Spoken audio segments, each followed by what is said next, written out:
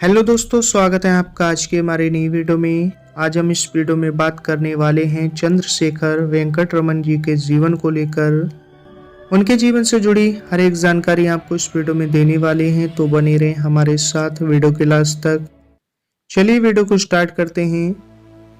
चंद्रशेखर वेंकट रमन भारतीय भौतिक वैज्ञानिक थे जिन्होंने भौतिकी के लिए नोबेल पुरस्कार जीतने वाले पहले भारतीय बनकर अपनी मातृभूमि को गौरवान्वित किया। बचपन में वह कुशाग्र बुद्धि के थे और अन्य छात्रों की तुलना में बहुत कम उम्र में अपनी मैट्रिक की परीक्षा पास की। गणित और भौतिकी के एक व्याख्याता के बेटे के रूप में युवा रमन को शुरू से ही शैक्षणिक माहौल से अवगत कराया गया था।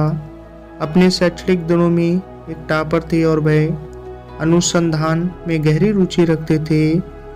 वास्तव में जब वह छात्र थे तब भी से उन्होंने प्रकाश की और ध्वनि पर अपना शोध कार्य शुरू किया।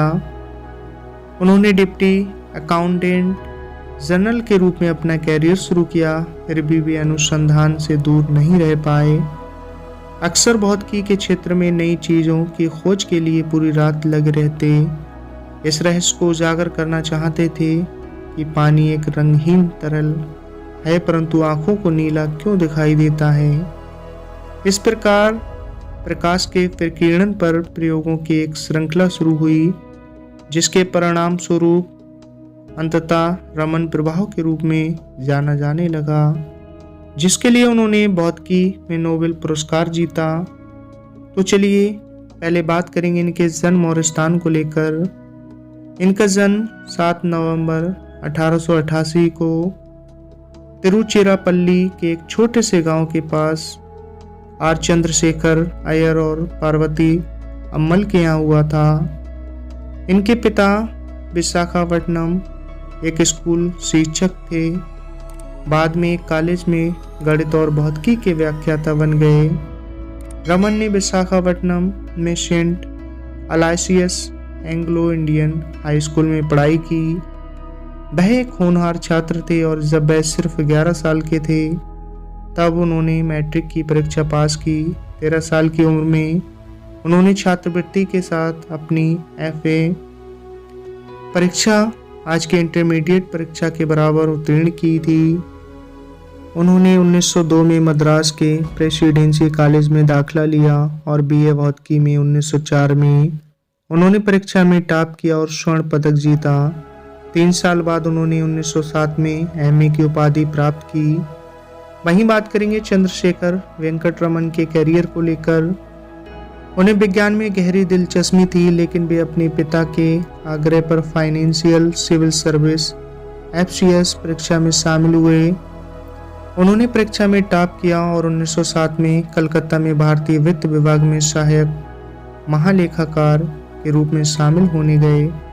फिर भी उनका दिल वैज्ञानिक अनुसंधान में था और उन्होंने अपने खाली समय के दौरान Indian association for cultivation of sciences में शोध करना शुरू किया। उनकी नौकरी बहुत व्यस्त थी, फिर भी वे विज्ञान के प्रति इतने समर्पित थे कि वे अक्सर अनुसंधान में रातें बिताते थे।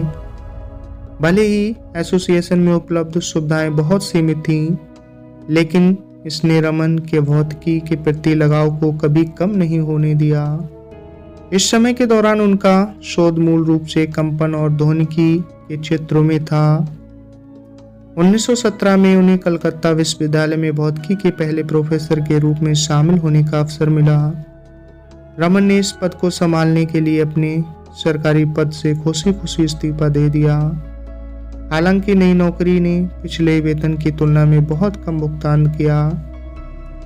1919 में उन्हें विज्ञान के लिए Indian association of the cultivation of science का मानद सचिव बनाया गया। 1933 तक उनके पास एक पद था। वह बहुत लोकप्रिय थे और उनके आसपास कई छात्र इकट्ठा हुए थे जो विज्ञान के बारे में उनके ज्ञान से आकर्षित थे। 1920 के दशक के उत्तरार्ध के दौरान उन्होंने मोनोक्रोमैटिक प्रकाश के व्यवहार को देखते हुए प्रकाश के विकिरण पर प्रयोग किया, जो पारदर्शी सामग्री में प्रवेश कर एक स्पेक्ट्रोग्राफ पर गिर गया। इसने 1928 में वैज्ञानिकों की एक बैठक में प्रस्तुत रमन इफेक्ट के नाम से जानी जाने वाली खोज का नेतृत्व किया।